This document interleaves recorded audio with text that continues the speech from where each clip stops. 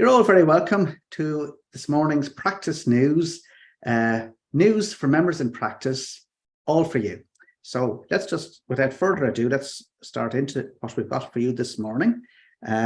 Look, there's a lot going on in the world of tax. There's the Pillar 2 implementation, the upcoming budget in the Republic of Ireland, non-resident landlords, a lot going on. And we're delighted now to have Garrod here to give you a briefing on that. We've also got Seán Cavanagh, former Gaelic football captain of the Tyrone county senior team. So we're delighted to have Seán, who has founded a practice which is going from strength to strength. So Jeremy's going to be interviewing Seán later on. We're looking forward to that. We've also got a piece on how to market your practice from 2 points of view. One is what to do, and secondly, the resources that are in the institutes, on the institute's website and other places for you to help you to market your practice. Always worthwhile. What's going on in the world of representations? We Dee Moran on to advise you on that, what we're doing. One of the major representations that we're making is to do with the changes to the UK and Irish gap system, FRS 102, FRS 105. What's happening there? Moving on, artificial intelligence, ChatGPT, what next? Everybody's talking about it, but what is this actually going to mean to you? Like our new colleague, Maria Maloney, wrote an article in Practice Matters magazine, which you've just received, which you just have come to you by email. So check your emails for that. Have a look at that article. I'm going to be talking about that now. And also, I'm going to take you through just very, very briefly through some of the feedback that you've given us about practice news, what you've said about it, what people are saying about it. See, do you agree? We've tried to give you a reasonably fair sample of what people have said to us. Now, here's our team selection for today's practice news. Dee Moran is going to talk to us about matters accounting technical.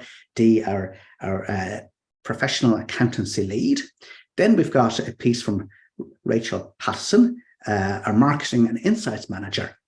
He's going to talk to you about that marketing. We've got Garrod O'Sullivan in his usual place there, going to talk to us about tax. A lot to talk about there. So listen out to that. And as usual, trying to keep everything together, myself and Jeremy, filling in the gaps in the meantime. That's what we're up to. Sweeper roles there in the team, I think. Now, of course, we're delighted to have Seán Cavanagh. Jeremy, you're going to be talking to Seán. What sort of things are and listen, I'm sure the vast majority of the people here on the call today know Seán Cavanagh, the footballer. As you mentioned, in his long and decorated career with Tyrone, like 3 senior All-Ireland football medals, 5 All-Stars, and also Footballer of the Year in 2008. I think it's fair to say with Seán that he's one of the best footballers of his generation in the last 20 years or so. Not coming from a Kerry man and all now, so accolades for me. But Seán, what we're going to talk with Seán today is, yes, a little bit about his football side, but also particularly about his practice side. Set up his own firm, SCC Chartered Accountants, back in 2017 in Des Moines, between Dungannon and Armagh, his home village. And basically, he's expanded that firm now to 5 offices across Tyrone, Armagh, Louth, and even one in London. And we're really just going to learn, as I say, how things are going for him and any tips that he would have for anybody starting out in practice. That's as much as I'm going to say about Seán for the moment. That's great. And now, as always, we're sponsored by AccuVest, and we are delighted to have to be sponsored. So I'm going to be talking to Damien about investment matters. I think we're going to kick off talking about pensions, which is obviously of relevance to everybody. So that's going to be front and center there. Now, so looking forward to talking to Damien in around 11 o'clock. Right, so there we go. This is who you are. This morning, largely FCAs, members in practice and employed in practice in the main. Good smashing, Republic of Ireland, Northern Ireland, age distribution 44 median, male, female, fairly even split from the entire island of Ireland. So as you can see, that's who you are. Now, timetable for this morning. There you go. You have it in your slides. I don't think I need to go through it all again. So we'll just move swiftly through that. No break. And you can see we're taking this on from 10 until 12. So you can take a quick look there to be sure that you catch the things that you want to see. Now, and there we go. As always, we're going to be hitting a lot of technical stuff and tax and accounting and so forth and so forth. A lot of soft skills, but equally a lot of hard technical stuff. Hard in every way, I guess. So just be careful. This is very much a summary. This is very much a point you towards it, but let you read it yourself piece. So that's what this is all about today. Now, there we go. Practice Matters just been published. So look, it's there. We would strongly encourage people to open it, to read it. There's stuff there which we're going to touch on over the course of today's webinar. But it's not going to be dealt with in detail. Have a read. For example, we'll kick off with that AI piece written by our new colleague, Maria Maloney. So look, as I say, we're going to be touching on the topics here. There's a bit more detail in that. We strongly encourage you to read it. I always feel that Practice News and Practice Matters are two sort of parallel publications that everybody should be reading, both attempting to do more or less the same thing, but there isn't full overlap between them. So, okay, now there we go. Jeremy, is there anything else that you wanted to say about practice matters before we? No, I think I understand the actual latest version was sent out by email to our members in practice that are on the mailing list actually just yesterday afternoon. So hopefully you've all received it. If not, you can download the latest copy there anyway. So yeah, and I know you're going to cover the AI piece shortly. Indeed, I am. I'm going to just touch on a few points that people should know about. Might actually even launch ChatGPT. We'll try it. We'll see. We'll see what happens. We'll see how we're doing for time. Now, here we go. Moving on, then, Jeremy, you're going to talk to us about FRED 82. I am, yeah, and this is an issue, Conal, that we have been covering the update of FRS 102, the periodic review. The whole process began about 2 years ago now, back in 2021, and back just before Christmas, the FRC put out FRED 82, which are its key proposed amendments to FRS 102, and obviously they'll flow through as well to FRS 105 for micro companies. So you will recall that back in February, my colleague Mike O'Halloran from our actual professional accounting team gave a very detailed overview of some of the key proposed changes. And also as well, he's had articles in Accountancy Ireland back in April too. So this is just to give you what feedback that we have, as I say. So guys, the next thing here is if you can click through again, Conal, FRED 82, and FRED 82 was actually, as I said to you, put out in December time, a 4-month window for FRED 82 for responses, and responses could be received from our institute, just as we did on behalf of our members, but also from private accountants and individuals. And it closed for comment on the 30th of April last. If you haven't been keeping up to date on the key changes and wanted a quick overview on those, the Institute did have an event with the FRC back in late March at CA House, and you can get the summary presentation of the key changes there. As I mentioned, past editions of Practice News, we had one in February where Mike came on. You can get the recording of that as well on our website, and also with an article in Accountancy Ireland with relation to the key changes. So the Institute responded on the 28th of April, gave a very detailed response to what its thoughts and what its members have been saying about the proposed changes. And so I'm just going to give you a very quick overview of some of these, and we have these summarized as well in that latest edition of Practice Matters that was actually issued just yesterday.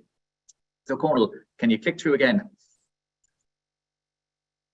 So the first thing here is in relation to lease accounting. You will recall, if you have been watching our webinars, that there's been 2 key areas that are proposed to be updated. The first one is lease accounting, and with FRS 102, with the whole idea of the periodic review is to try to move on changes that may be in IFRS and implement them into UK and Irish GAAP.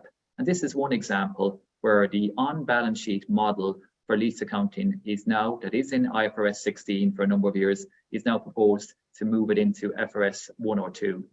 So this is something that you can imagine for the SME community could have implications. And we just think here in the Republic of Ireland, if we're now moving these actual operating leases and all these leases, for instance, could be relation to buildings or large assets, that could push a company from being a small company up to being a medium-sized company, and then have audit exemption ramifications.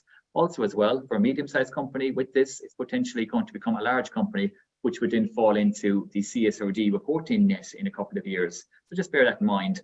So with everything we have here, the Institute looked at this in the whole, and we do overall agree with this actual move for lease accounting requirements to match up to IFRS 16 requirements under FRS 102. We do see that small entities will need time to actually implement this and adjust for this. We're proposing 3 years. So that's the key actual thing coming here from the Institute on this.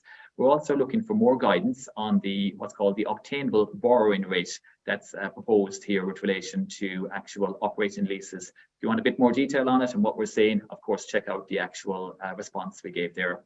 So that's operating leases. Cornel, you can click ahead to the next one. And the next thing here is around revenue accounting. And this again is following through what we're actually seeing in IFRS. Where it's proposed that section 23 and also section 18, quite an amount of remodeling here under FRS 102, and there's a 5-step revenue recognition model actually recommended. The Institute is in agreement with this, but we do want to see further worked examples being included in any final version of FRS 102 that is issued. So that's our key thing here. We have some other actual simplifications and concerns about those relating to IFRS 15 that is proposed as well. So we've given our recommendations on that as well. That's our second point there.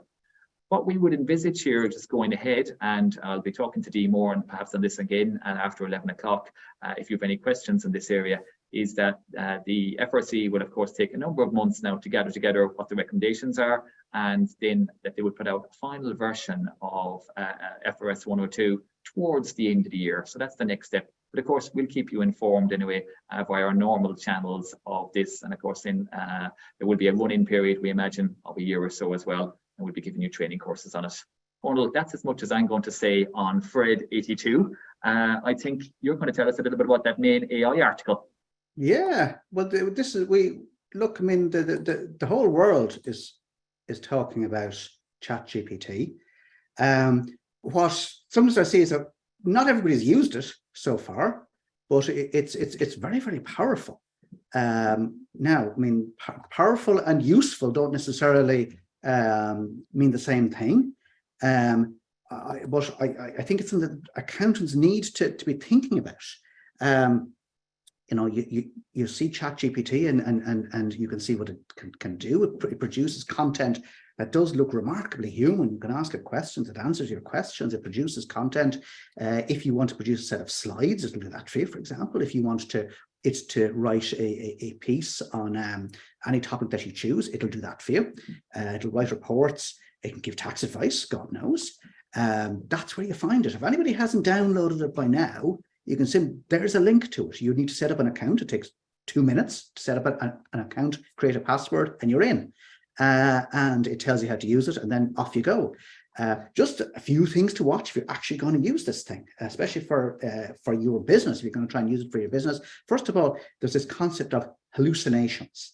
That is, that ChatGPT will literally create false content, back it up with proper references and all that sort of stuff, and it looks like the real thing, but of course it's not. It'll invent a war, for example, if it's talking about history. It'll just dream one up and give you references to scholarly articles about it, for example.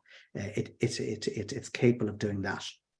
And also, ChatGPT, as I understand it, now maybe there's a premium version or something like this, but that there's the basic version of ChatGPT, as I understand it, do not enter anything confidential or personal or sensitive into ChatGPT, as it just takes it and it just uses it. That could appear somewhere else if you do that. So it's not safe and secure in that sense whatsoever. So you can use it for general things, but if you're using client information, you know, you need to conceal that.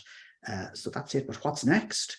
Look, I mean, I expect, and I could be wrong on this, well, maybe ChatGPT will go from strength to strength and produce different flavors and versions that are more usable. But I would see the future as being that Microsoft, Google, Apple, and so forth will produce their own versions of this and would be actually more useful themselves because they'd be based, first of all, they'd be more secure, and also they'd be more focused on what you actually need. Now, once again, this comes with a serious health warning, and I'm talking about something that hasn't happened just yet, but as I understand it, Microsoft is developing a product called Copilot, which essentially is like ChatGPT for your recent work. So you can ask it, this is the concept. Now, whether it works or not, I don't know. But this is what they're saying, is that, for example, you can say that meeting that I took notes in OneNote or Word or whatever the day before yesterday, do me a client presentation or a client quote or whatever on the basis of that. It'll do a presentation in PowerPoint. And of course, unlike me or you, it knows how to use all the fancy pieces of PowerPoint. So it's going to be an all singing, all dancing presentation in PowerPoint based on that meeting that you had the other day. This is the promise. But what does that mean for your firm? Where next? What sort of people do you need? Is, in some sense, this going to help us deal with the constant ongoing staff crisis that we have, where we can't get people? If ChatGPT can make you more productive, bear in mind that in order to do a presentation to a client based on a meeting I had the other day, that's a piece of work for me. That's a few hours work. Whereas if it can simply do that, that's done. Now the client is still going to want you, I expect. God knows the day the client doesn't even want you is something to think about. But as we see it for the moment, that's where things are at.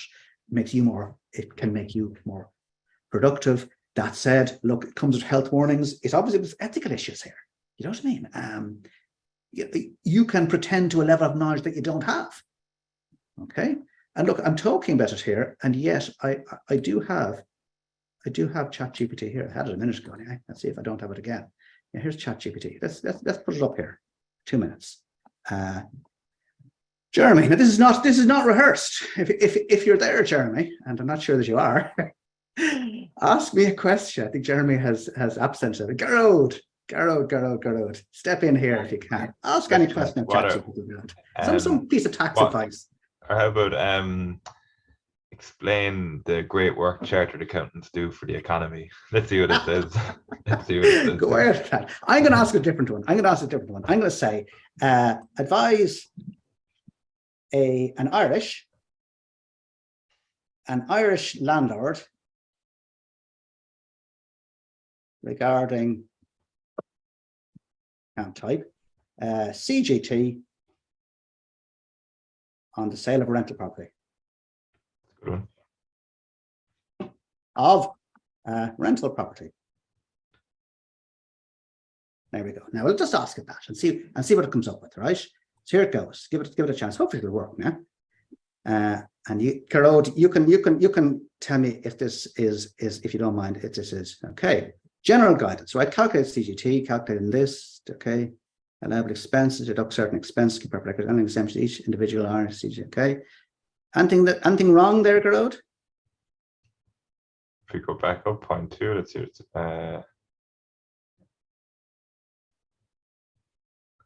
yeah, so it's coming up with something here. Point three is good, yeah. To even catch that, I think it's very good. Yeah. So here we go. It's having it's chewing this one over.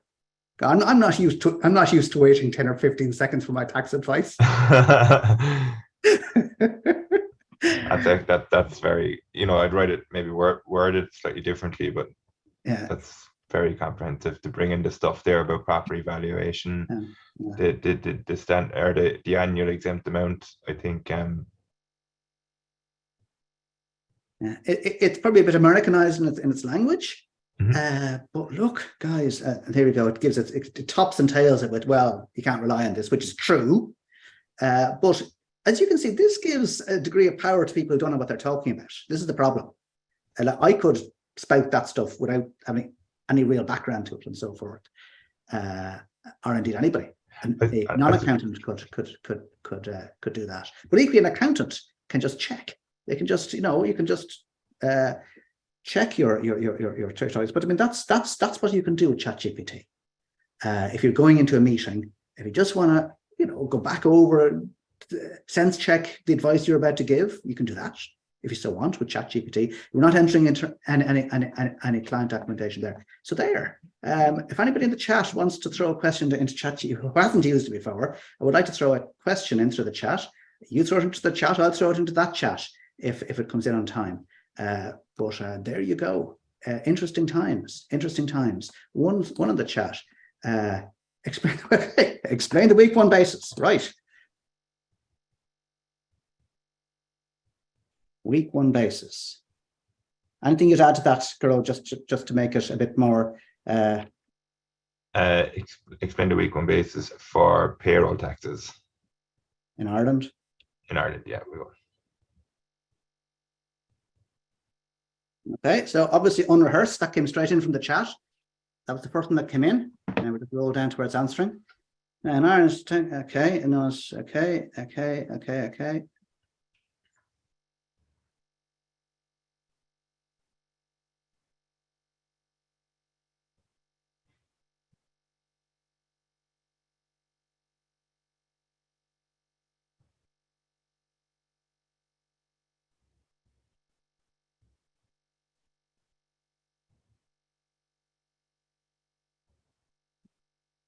So what it's doing is it's trawling the internet to find all the information it can find about the week one basis and summarizing it and using natural language. Now, obviously, the machine doesn't know what it's talking about, but it's following the patterns of language that have described this topic and coming at the closest to one and synopsizing it. What do you think of the description, Gerard? Would you be reasonably happy with how it's describing it? Yeah, no, I would say payroll taxes are one where I'd be very happy to leverage ChatGPT on when it comes to things like this. So, but I think it's very comprehensive there. As you say, the fact it steps out the various points. If I read that on a web page, say for a local firm or whoever, I'd be thinking, yeah, that reads well. That's prepared by a professional. As you say, if I dig into this now with a quick review, I'd probably change a few things. Have to, as you say, be careful of hallucinations, particularly for anything legal, tax, or accountancy related. But I mean, it's incredible just watching it spit that out right there. I think it really is incredible technology. Yeah, it's this is something we did not have 6 weeks ago. Okay, I'm not sure when this process is it 2 months ago. I mean, it's literally this didn't exist. Now, I mean, we've seen a bit of this going on. If you're working in say Xero and you're posting invoices, bookkeeping, it'll be suggesting where these things should be posted. Right? That's using AI and machine learning the same sort of way, as I understand it. But this is obviously taken to a different level. And I think that this capability is now, I mean, they've generated something here. I don't think it's beyond the capability of Google and Apple and Microsoft and all those to produce stuff that's even better. And perhaps, each of the big tax packages, accounts packages will all be racing now to add this into their into their systems. I mean, one big thing is to take Excel spreadsheets, raw data, and just say identify trends over the last 3 years in this data and write a report for me on that. Okay, that's something. Someone says here, chartered certified by ChatGPT. Interesting response and chartered wins. Okay, I'm not sure exactly what that means, but I hope it's a compliment. Right. Anyway, there we go. Look, worth reflecting on. Everybody needs to just keep a very, very close eye on this. Read the article in Practice Matters. There's a twist in the article, so have a read of the article if you would. I won't spoil the twist. Those of you who've been listening so far probably guess what the twist is, but there you go. Have a read of it anyway, and we'll move on. Garrod, you're still up because it's all about tax now. So I'm going to move ChatGPT off the screen back to where we were. Go back there, to your box, and I'm going to move on to your good self, Garrod, and if you would tell us the news in tax. So I think if the other slide is there, you can move on. But if not, anyway, I can. I've got a few slides here for you, Garrod. So yeah, I think it's just number just the one as always. Well, I just to reassure you, this is the next. Oops, this is the next slide. There we go. John, move straight onto that then. Yeah, Okay, we'll we'll go do straight that. here. Yeah. Thanks, Okay. Jeremy. Sorry, geez, my head there on the Friday. Excuse me. The yeah, so just the ROI tax update as always. So I'll try and keep this a little more brief, just looking at time.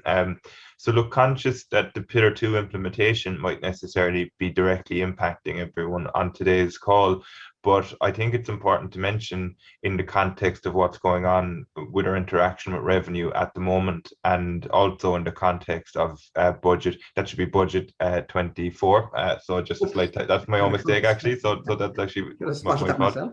Yeah. Yeah. I'll blame ChatGPT. I think that did the slide, so it was a hallucination.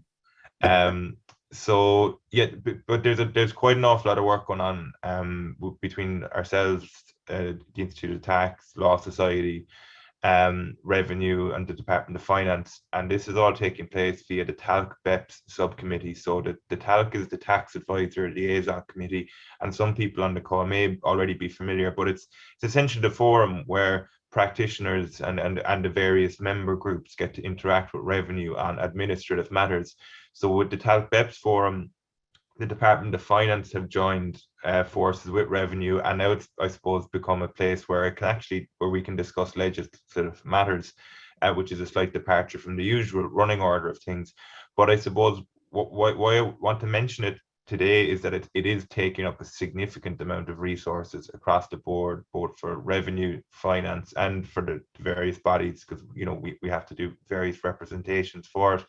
It's very important legislation for Ireland Inc. And look, we're all aware of the success of our FDI policies over the last 10, 20 plus years. And I suppose getting this right is important, so I suppose it means that because it's taking up those resources, a lot of time is going to be put in drafting the legislation, implementing and administering the tax, and designing the systems upon which the tax is going to operate. So I guess it's in terms of managing the expectations, in terms of where revenue can deploy resources elsewhere at the moment. We've been calling for changes in things like my inquiries and different systems upgrades in other areas.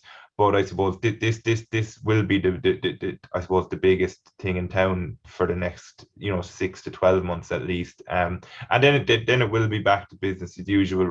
Revenues continued work, ensuring Ireland's tax systems are as robust as possible. Now there's always room for improvement. In this year's pre-budget submission, where we'll get on to later, we've mentioned some of those, but I think just want to mention I said that's probably all I really need to say for now on the Pillar 2 stuff. That we are attending meetings fortnightly at the TALC BEPS subcommittee. We will be doing so for the next few months.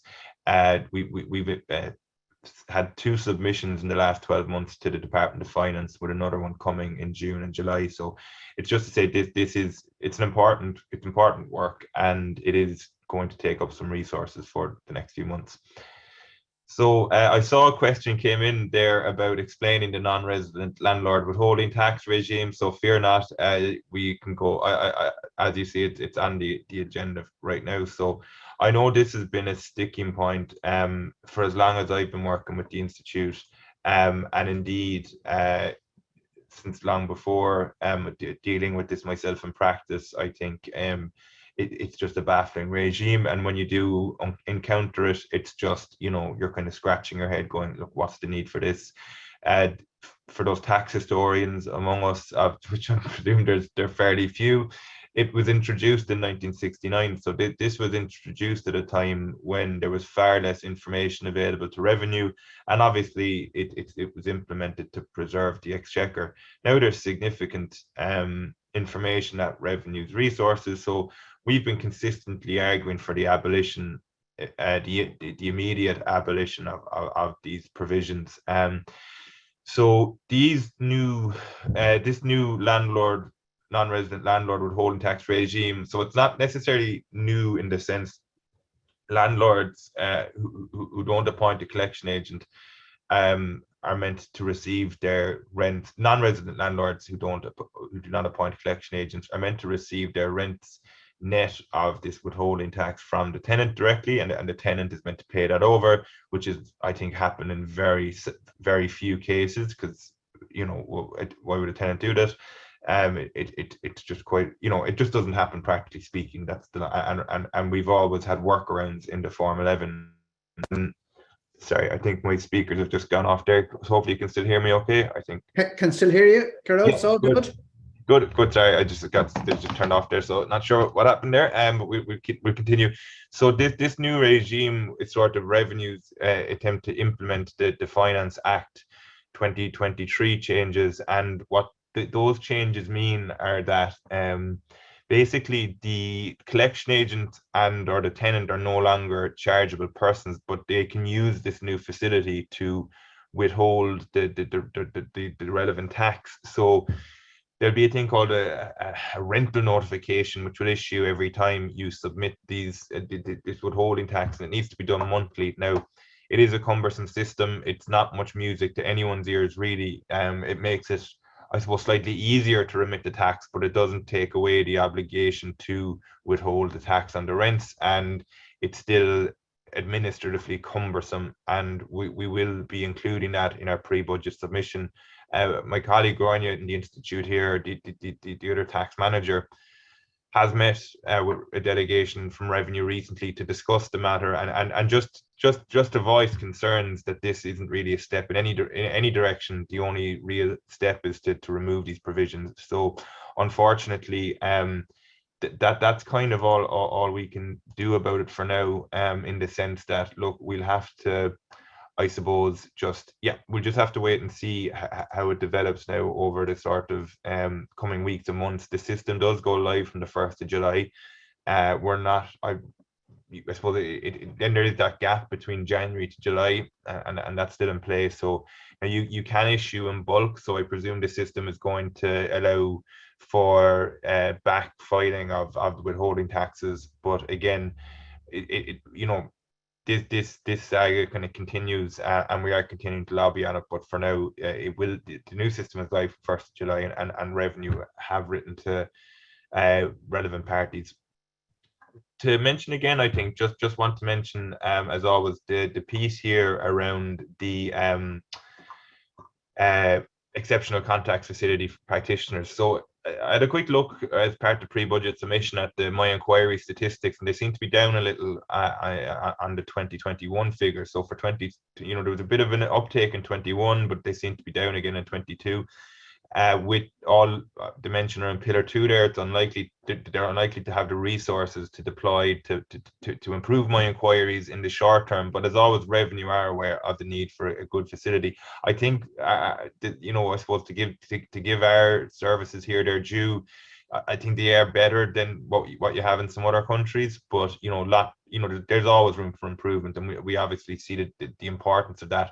But I think this exceptional contacts facility is always one worth reminding practitioners about. If you are going down the My Inquiries route and you're having very little joy, I'd really strongly encourage you to check out this exceptional contacts facility. If you can find it on Revenue's website, and it's a list of contacts where you can email certain persons directly, and the feedback from members who do utilize this facility has been very positive. They seem to get good response times, often within a matter of days.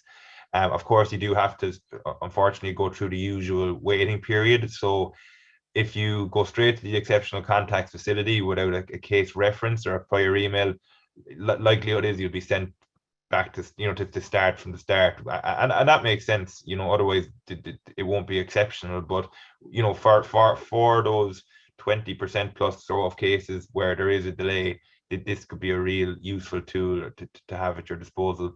So just to mention, on the ROS Pay and File extension, the due date has been extended to the 15th of November. So that's Wednesday, the 15th of November for Form 11, 2022.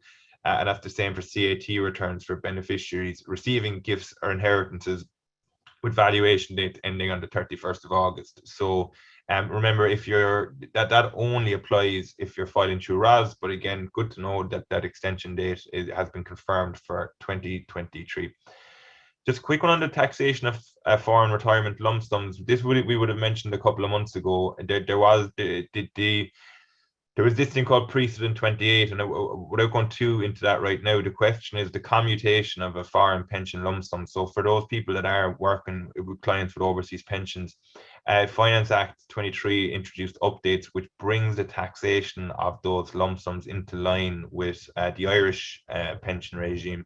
So previously there was a question over whether, well, if this is the receipt of capital, is it essentially outside the Irish tax net, and essentially could they commute the pension tax free? But the position has been clarified through the Finance Act, and essentially now it's the same rules: the €200,000 threshold, the €500,000 thresholds, they apply to foreign pension lump sums, and there's a very detailed tax and duty manual on that, which sets out the matter further. So just the last 2 points to mention here are on pre-budget submission 2024. So work is underway on pre-budget submission 2024. The work and the information that goes into this is largely informed by prior years where issues have yet to be resolved. So we obviously, we're not going to resolve an issue in 1 year, 2 years. Sometimes maybe it'll take 3 to 5 years, and you can look at historic pre-budget submissions and sort of see the continuity of thought that we have. This year, we have brought in some additional measures as informed by the tax committee. So the process for I suppose, signing off the pre-budget submission, we have an initial kick-off meeting with our tax committee, and then us in the institute here, the tax team here, we will get together and draft up, I suppose, the initial draft. And again, that, as I say, that's informed by, I suppose, ongoing issues from prior years and some novel issues that have come out of discussions with the committee, and maybe different things arising, across the economy. So some additional measures that you might see this year are around encouraging people back into trades, some measures to stimulate the residential property market, or to continue that, I suppose, just conscious of rising interest rates, and building on our earlier submission this year on the personal tax system in Ireland. We have thrown in, I suppose, some commentary around the need for indexation of income tax rates and income tax bands and cutoff points. I think here the kind of key thing in Ireland around the income tax band is that you hit marginal rate significantly below the average industrial wage, whereas in the UK, a marginal rate is more aligned with the average industrial wage. So also we'd like to see I suppose the combination of USC and PRSI and overall a simplification of the Irish income tax code. So pre-budget submission is quite a hefty document again this year. At the last draft I looked at, it was just below the 9,000 word mark. So certainly not a bit of light reading. There is a lot of detail there. But certainly what I'd recommend is, if you have any particular area of interest, whether it's SMEs, entrepreneurs, the residential retail market, supporting climate action, whatever it might be, certainly, when it is published, I'd encourage you to have a quick look at your particular section. And if there's any, if you have any kind of thoughts and anything raised, we really welcome feedback from members, and you can email us at the tax@charteredaccountants.ie, and we're fairly responsive there. Hopefully a bit better than my inquiries, but we'll see how that goes. Lastly, just to mention tax source total. So we've updated tax source total. Every year we update tax source total. This is our online legislation resource, and it's very comprehensive. It's got all the main Irish tax acts, along with tabs for the note for guidance, case law, tax and duty manuals, and different things like this. The Finance Act 22 updates have been live now for a number of weeks. It's free for all members. If you have used this service before, you may need to clear the cache, and on a Microsoft machine, you press Control F5 will allow you to clear the cache, and that there's some tech work there that I'm not fully aware of, but I know that that's the solution.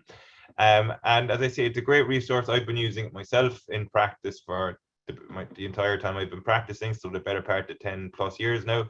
And I think it's a very good. What I like, all the sections are hyperlinked. I like the fact it's easy to find the guidance notes, it's easy to find case law, And I like the way it's laid out. It's pleasant to read, and these are all things for a tax person. When you spend a lot of time reading legislation, these things do make the difference. But really encourage you to check it out. As I say, there's a lot there, a lot of information, and it's free. It's free to use. So look, conscious of time there. I know it's scheduled for 20 to 40, so just a little over there. But that's your tax update for June of this year. Thanks, Great Jeremy. stuff, Gerard. That's really that was absolutely super. Thank you very, very much. Look, I know that Jeremy is going to give a UK tax synopsis a little bit later on, but now I'm going to hand over to you, Jeremy, and our special guest, Seán Cavanagh. So, guys, great to see you, Seán. And Gerard, as ever, thanks very much for that very comprehensive tax update. I'm sure you'll be getting loads of questions coming in there, so we'll be back to you again by the end of the show. Thanks, Jeremy. Listen, Seán, firstly, thank you for taking the time to join with us this morning here. I know you've a busy afternoon as they planned as well, as I say. Look, listen, everyone here today, Seán, or most people here today, will be very familiar with Seán Cavanagh, the footballer. As I say, very decorated career. I was saying earlier, and this coming from a Kerryman, probably one of the most successful footballers of your generation the last 20 or so years. We don't know too much about maybe Seán Cavanagh, the accountant. Can you tell us firstly a little bit about your story and how you've come to be in practice? Yeah, absolutely, Jeremy, and thanks very much for having me here. I'm an avid follower of the Institute and delighted to be involved. Yeah, look, I suppose a lot of people will know a little bit my story with Tyrone and sport, and I'm still involved in sport. But yeah, look, my accountancy story really started from my uncle, and my uncle, he's Seán as well, and was a very decorated member of the Institute as well, was chair of the insolvency committee for a number of years, and still is well involved. But yeah, look, my love for accountancy really come from watching him from an early age. I was one of these strange beings that I remember being asked in first year in secondary school what profession or what career you wanted to pursue, and right away I always thought of my uncle with the sharp suit, the very well respected member of the community. And with my mum and dad were kind of labour workers and hard working people, worked two jobs, but Seán always arrived with the nice car, the nice shoes, the brilliant persona, was incredibly well respected. Had a mathematical brain, I think, just like him, and just wanted to follow in his footsteps, Jeremy, and very lucky from an incredible early age. I followed his journey. He helped me along the way. And to this day, and I think he's coming 76 or 77, Seán, he's still helping me. So it's just a bit like a GA community. The accountancy community for me has been incredibly good to me, and it's embedded by family values, and yeah, none more so than the way we're all connected. Listen, as I say to you, that's great. And listen, Seán, you actually know, I think it's about 6 years ago, you set up your own practice in Des Moines between Dungannon and Armagh, for any of our listeners further south, as I say to you.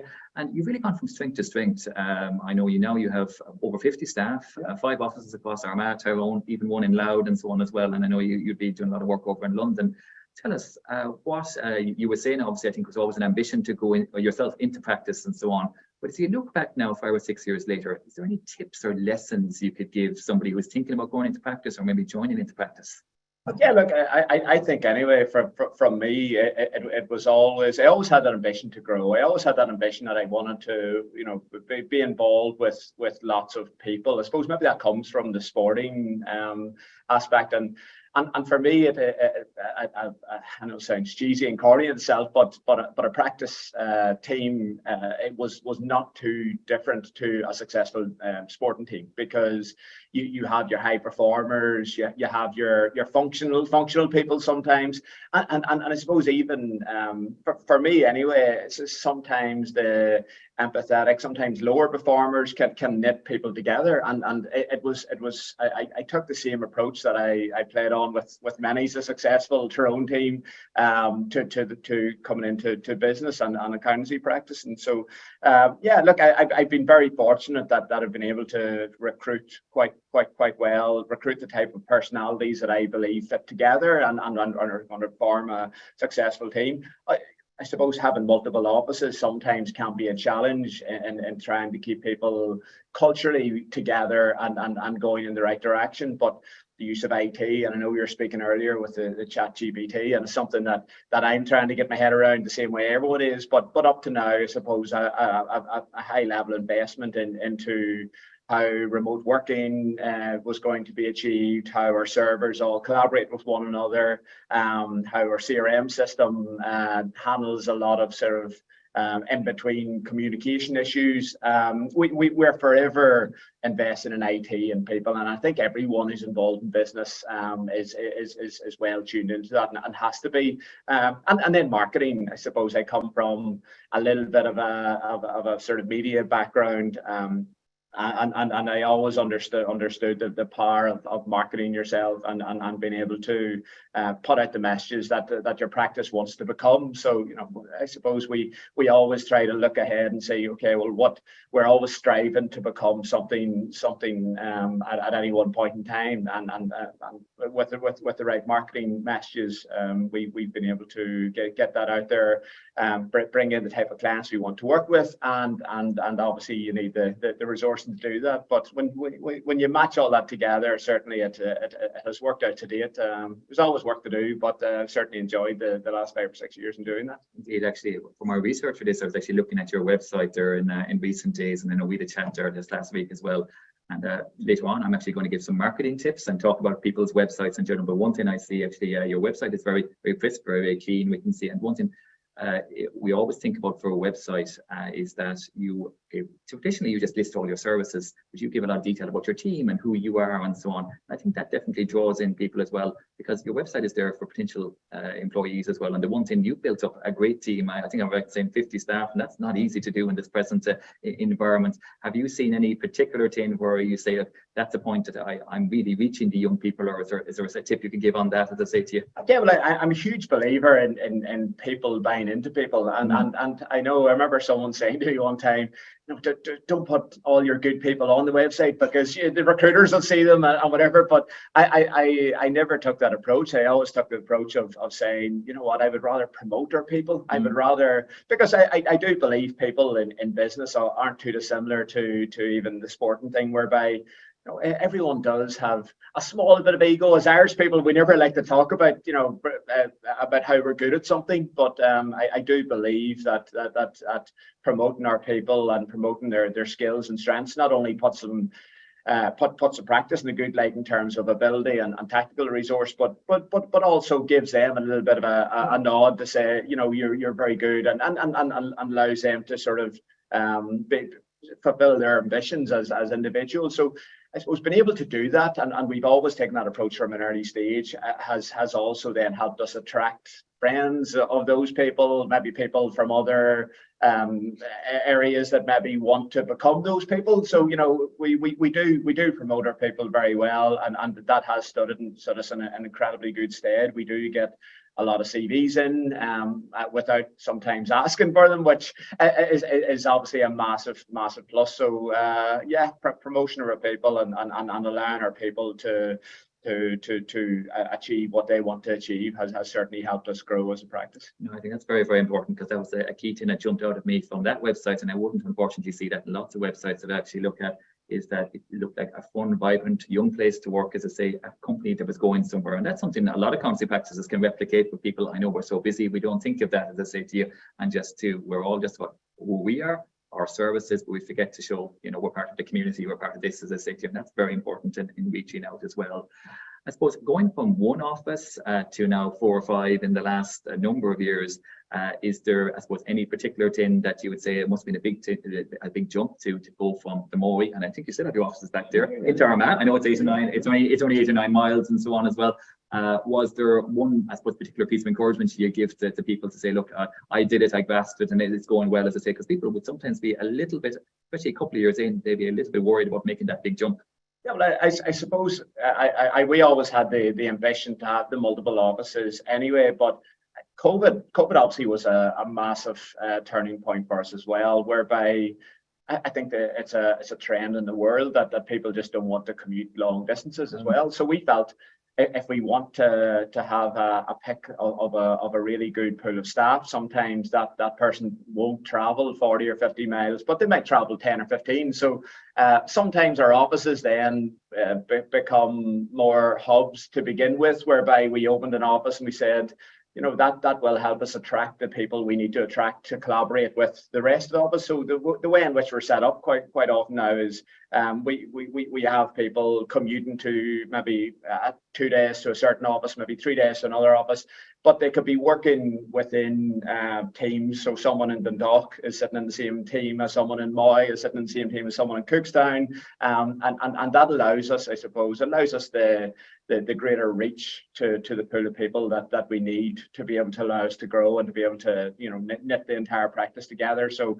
yeah. I know some firms have the offices in very much standalone functions, but we really took the approach from an early stage that we would try and collaborate between all the offices and pool that resource talent pool that we want to pull from in the regions, really. And I know a lot of the bigger practices sometimes maybe went away from the regional model. We've probably gone against the stream and really tried to harness the fact that people maybe weren't, some people weren't, it didn't suit them to commute to the big towns and the big cities anymore. And yeah, really, since you mentioned earlier investment in technology, and I know setting up your practice, that's the advantage. You can set it up the way you want to. You don't have those legacy issues. But you're right, sometimes you see practices, they have 2 or 3 offices, but they're very siloed, and that's not good. And you're right as well. I suppose that's actually one reason I'm sure that is actually contributing, in that you offer that flexibility that people can actually commute to the nearest. And would you tend to have a hybrid model of work, or would you tend to actually have mostly people in the office? Again, look, we always, I think most people still want that face-to-face interaction, and I still think the best work is done with that. But obviously, depending on, like, we would have a forensic accounting team that I know whenever someone's stuck into a case, they like the peace and quiet to try and maybe work an individual case out, and a day or 2 at home sometimes helps that. So no, we try to put our trust and faith in people that they'll make the right decision. Obviously, you have to set certain boundaries, but by and large, we trust the people. We have a very good sort of CRM technology that obviously helps people, but helps people collaborate, but equally then allows us to kind of see where they're working, how they're working together, ensure those teams are functioning in the right way. But yeah, with the right investment in that technology, it certainly does. It does work, and it seems to be that the guys have that. Whenever you give trust to people, they'll give plenty back in return. So, you know, we try to say to them, look, have a common sense approach with everything you do. Obviously, you're there to work, but at the same time, you know, no one wastes time sitting in traffic jams. No one gets frustrated with long commutes, and everyone is encouraged to kind of work together whenever they can. So I think everyone does like that face-to-face, but there certainly is a place for the remote working and having that flexibility. And I think everyone's priorities has somewhat changed with families and sporting, and you have to be, you always have to remember that, you know, everyone has a specific set of circumstances in the background that has to be catered for. No, indeed, and no, I think you really have to offer that too. And I know I speak to a lot of practitioners, and some people would be a little bit wary of offering and going too far into remote working and hybrid working. But I think it's something that we don't offer these days. You lose an opportunity sometimes to hold the staff you have, but also to get new staff and to get the best new staff. Conal, if we have you there, have we any questions coming in for Seán? I'm going to have to check this myself, or have we lost Conal totally? We're not seeing anybody. I'm here. Sorry, guys. Yeah.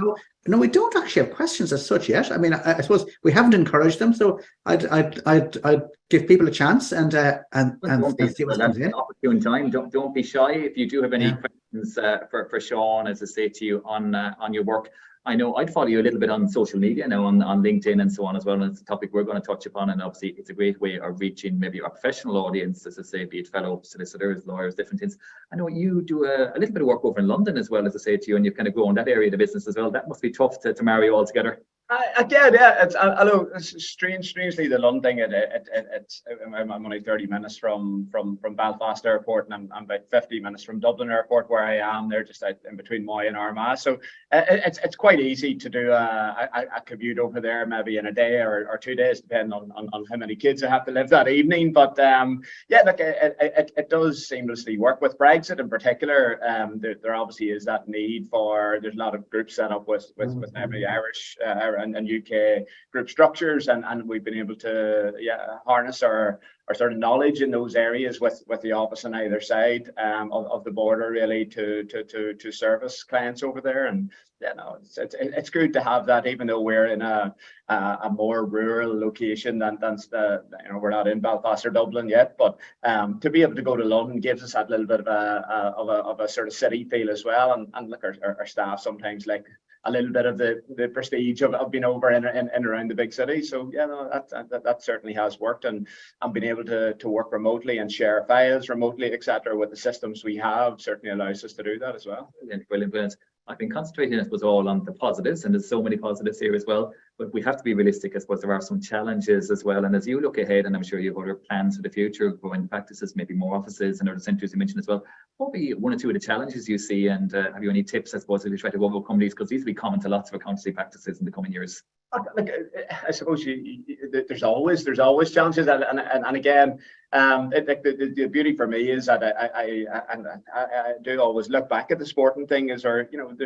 There always is someone who maybe is leaving for a certain reason, or there's a client sometimes make a decision to go a different direction, and it doesn't always suit you. So I suppose every day I accept that there always is things. You're gonna lose some battles. You're gonna lose some, but the beauty in business is that there's always an evolving opportunity, and obviously the ability to bring in for me IT and the cloud-based servers and an ability to kind of collaborate on a much greater basis across different locations has been a game changer, because it has allowed us to bring staff in from different areas we maybe wouldn't have brought in from before, and it does allow, say, the remote working. It gives us so much more opportunity and options. And we were probably fortunate that we started our practice in a time where that was prevalent. I know maybe some of the practices maybe before maybe were set up in a certain way, but we from the offset we really knew that was maybe something that was going to give us that little bit of flexibility to be able to get the staff in that we needed to be able to grow the practice and it together. But yeah, certainly every day there's problems and challenges, and you just have to roll with them. And I learn an incredible amount from the businesses we work with as well. That's another massive thing. Brilliant. That's Conal here. Seán, this is all really interesting, and we have, of course, got a few questions in, which I'll try. I think you might have answered this one already, just in your last piece at the beginning. But someone's asking. I'll take these two questions together, and then maybe you can take them. One says, "What one piece of technology have you found has best helped your practice grow with multiple offices?" That's one. And the next one is person's asking, just wondering if Seán doesn't mind sharing what practice management and CRM systems does he use. That might all be the one question. Yeah, to be honest with you, I actually looked at a few different. It probably is the one question, because the thing that I couldn't do without is our CRM system. And I remember looking at, there was a couple of the sort of off the shelf ones. I looked at like Accountancy Manager. There's another one I looked at. I ended up actually, I have a friend who's in IT development, and we've been developing a CRM system with him, a bespoke one really. So I kind of looked at some of the off-the-shelf ones that were there, and some of them were brilliant. And Accountancy Manager in particular was one that we looked really closely at. But I ended up actually veering towards developing our own, and we are still actively developing it. It's something that will never be finished, but it allows us to pull all the different aspects of our practice, whether that be our client records, our client data, our marketing, our staff resourcing. Everything really gets pulled into obviously a cloud-based system that connects the entire system and makes that communication piece really easy. So yeah, look, it certainly is something that's been a game changer for us. Absolutely. It sounds like not for the faint-hearted. Yeah, but plenty of hard conversations, plenty of difficulties as well. Yeah, but like anything, if you persevere, there's certainly lots of rewards to be had, and it's definitely made our practice much more streamlined than what it would be had we not have had it. Very good. Listen, I've got one here. I think it's a great question, actually. Great session so far. He is enjoying it. I'm 27 and qualified last year. I'm really interested in opening a practice down the line. My question is, how early did you start building up a client base? How did you account on the side? Did you account on the side and all that sort of stuff? So no, I actually didn't. I genuinely went out and sat in. I started my attic at my house actually, and I think it was February 17. Maybe I sat in my attic. It was absolutely freezing too. I can remember sitting beside a Christmas tree with a desk. The Christmas tree hadn't been taken down from Christmas. But yeah, I remember sitting there, and I suppose it started with a few LinkedIn posts, and it's like anything, you start with a spark, and eventually the word starts getting out there, and bit by bit, obviously it's humble beginnings. That first couple of months was trickles really, but I found then once I think we moved into the office in the end of March, and March 17, and ever since then we kind of saw a gradual growth of, it was maybe initially 3-4 clients a month, and then it got to 10 or 15 clients a month, and it just kept on adding. So with a little bit of social media marketing and the word getting out there, you would be surprised how quickly you can build up a client base. We certainly were. There always are challenges, obviously financially and whatnot, to try and keep everything going in those early months. But as long as you're properly set up for that, it certainly can work quite quickly. Absolutely.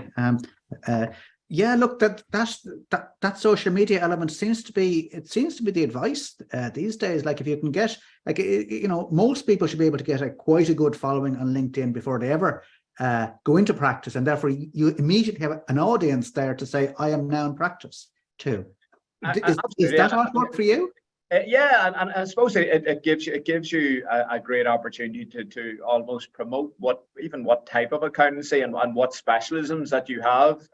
So I'm married to a GP, and I remember at the very beginning being able to kind of put out a little bit about, I had good knowledge from we were sort of, I'd done a lot of like GP accounts and dental and medical based accounts. So I remember putting out saying, look, I have this knowledge, and I kind of knew all the Superan system and whatnot, and I said, look, I'll see what happens. But very, very quickly, people talk, and a lot of GPs are within WhatsApp groups together, and all of a sudden you do one good job for someone, and a match goes into that group to say, I see Seán Cavanagh is quite good at the GP accounts, and then we ended up with 10 or 15. So it gives you an opportunity to promote the specialisms that then will hopefully pull in the clients that you need. That sounds great, Seán. Listen, that was really super. Thank you so much for sharing. Thank you. Thanks for having Jeremy, me. do you have any last word? Just like yourself, I'd like to thank Seán for taking the chance to. I know as you've a busy afternoon at the we'll give them a plug, the Young Northern Ireland Leaders Conference as well. I know here is in Belfast, as I say to you. So thanks for taking the time to come in this morning. I'm sure we will probably get loads of different questions and people that will come back to Stephen Monday to say, I saw Seán, I'd like to have a question for him. So I'm sure if somebody did want to contact you or have a chat, you're always open to chat. Absolutely. No, and so one thing that I've been very humbled by, my ability to be able to contact other people within the accountancy profession and the institute. Certainly that's a piece of advice that I've learned myself, that the help and support that people have given me has been invaluable. So and I'm going to give a shout out to the Ulster Society with my banner, I think, over my shoulder here as well. I know you were down in Portugal with the team. We were, yeah. I heard we will say what happens in tourist days, I'm sure, but I heard it was a great actual overall thing, and that's a great opportunity to network and to find out. I'm sure you found it a great event. Absolutely, and again, the people thing. Whenever you meet people on a very personal and maybe over a couple of beverages, it certainly allows people to loosen up, and you soon realise that we're all very, very similar, and the knowledge I learned on that trip was brilliant, and most of it was before 11 o'clock. Well, on that clean note, we're going to leave that there, as I say to you. Listen, Seán, thanks again, and Cornel, I'll hand back to you. I know you're going to have a chat with Damien here from Activest. Great to have Damien on board too. Absolutely, Damien. And thanks very much to Seán. And now we're going to talk to Damien, our sponsor from AccuVest. Damien, head of investment and private clients in AccuVest. You're muted there still, Damien. If you want to unmute yourself, we'll there you go. Listen, it's good to have you on. I tell you, it's interesting times as always in the world of investment and in the world of finance. One thing we had a chat about this before now, and the one thing we were saying is that a lot of people are getting their annual benefit statements on their pension schemes. You mentioned that kind of and so we're seeing it across some of our corporate clients as well, that they're just being issued around now. And I suppose what I forget, or what we forget as participants and practitioners who are involved in markets all the time, that some people don't actually pay attention to their pensions, and that's probably quite a good thing because it's a long-term investment horizon. But as you reminded me in our conversation, those people are only now maybe realizing that pretty much all pension funds lost money last year, and so medium risk pension funds, medium risk funds that most pension funds would have people invested in as their default would have lost somewhere between 6 and 17% last year, with an average of around about 10 on the medium risk funds. So equities had they lost about 15% last year. Bonds lost about 20%.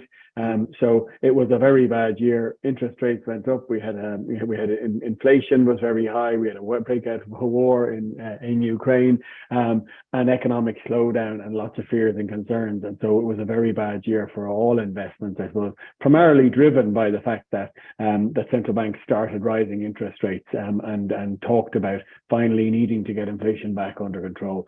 So that's bad news for markets. It means that bonds are repriced, and it means losses for our investors across the board. So that's a bad thing. And I suppose the lesson that I would say that most people need to draw from that is, I suppose, that it is good to do a periodic review of what you are invested in, to make sure that you're happy that it's fit for purpose for you for the long term. Now, it's not doesn't need to be fit for purpose for this week or next week, but just saying that the type of risk that you're exposed to is appropriate for you, and that your fund is doing okay. That it's mid-pack. So so if you experience losses of 10% last year, then that's probably okay. If you're experiencing losses of 15 to 20%, then you need to be thinking, actually, my provider hasn't done very well, and do I need to be looking at, is that a consistent message that I'm getting? Have they been underperforming the average for a long time, or is it a one-off?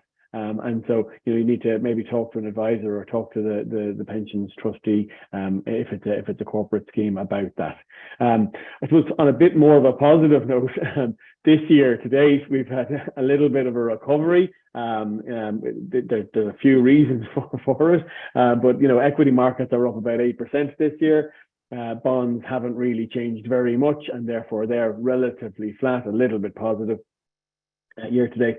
And so most schemes, again, those similar schemes, the medium risk schemes that lots of people would be invested in, have recovered about 4% to the end of May. So it's nearly half of what they would have lost last year. They've got back, and again, it's a long-term investment horizon.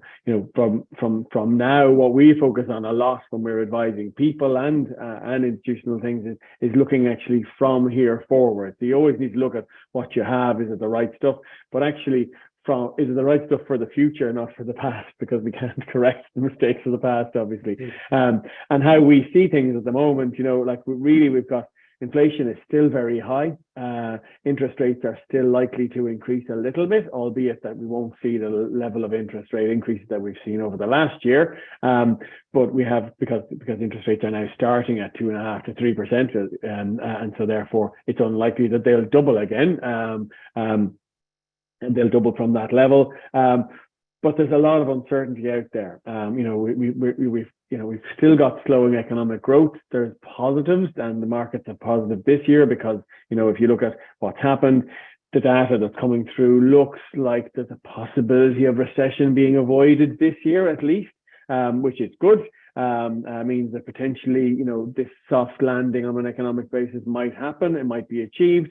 Again, there's a lot of risk that it might not be. But really, what we're looking at is we've got a cautious outlook for growth assets. If you look at what has happened in equity markets, there's a lot more general positivity. Consumer confidence is still staying high. Data is still okay. Labor markets are still tight. So there's not really screaming recession.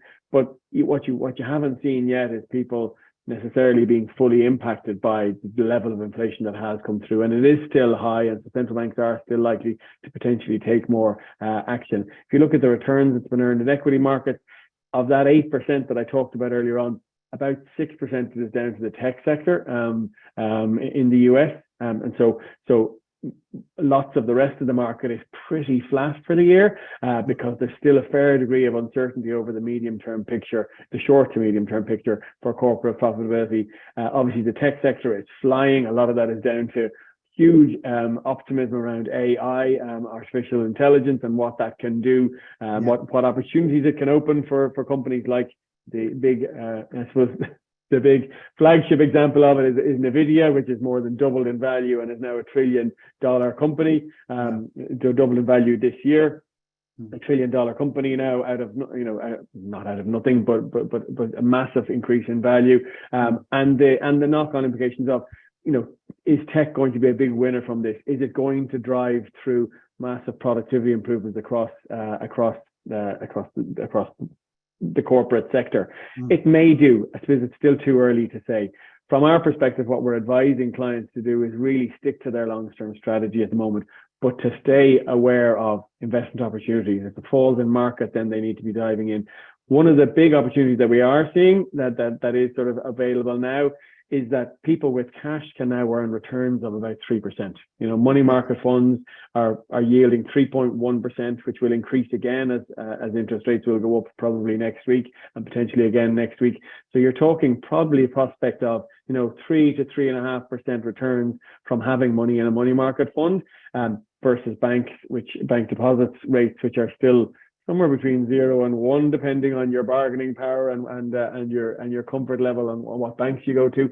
So that's a huge pickup available for anyone that's got rainy day funds in cash. Now, they obviously need to go into money market funds. They need investment advice because it is an investment product. It's not a deposit as such, but it is available. And so we're seeing a lot of our clients that say are already advisory clients moving cash and short-term money and medium-term money that they're holding because they're concerned about the medium-term and short-term outlook for markets. They're moving it into these cash funds and carrying a yield of 3% for the moment. So it's nice to be able to add immediate value to people to people's either corporate or personal cash that they have on deposit and otherwise not being as productive as it could be. Very good, Damien. A lot of food for thought there. A lot of food for thought. Bad performance last year, which is now becoming evident to individuals. So accountants may be getting phone calls from their clients and indeed maybe looking at their own pension schemes. A recovery this year, which is good, but still now you need to be scorecarding your provider against others.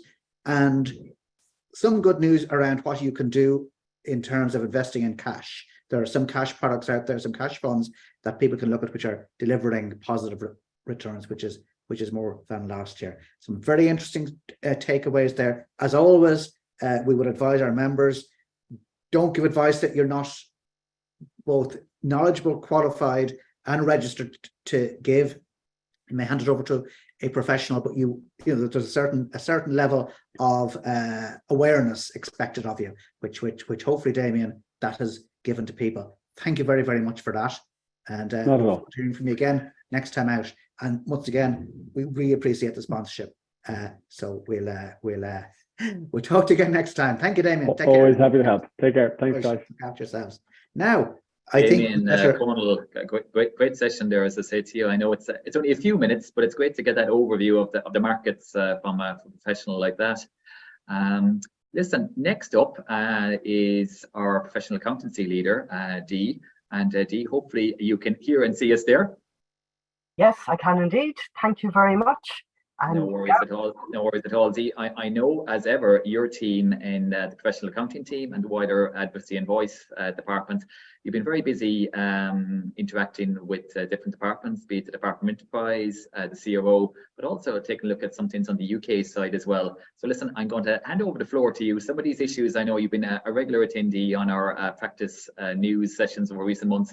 So some of them are just, I suppose, an update on the latest information we're having. First one you up here is the CRO, so the floor is yours.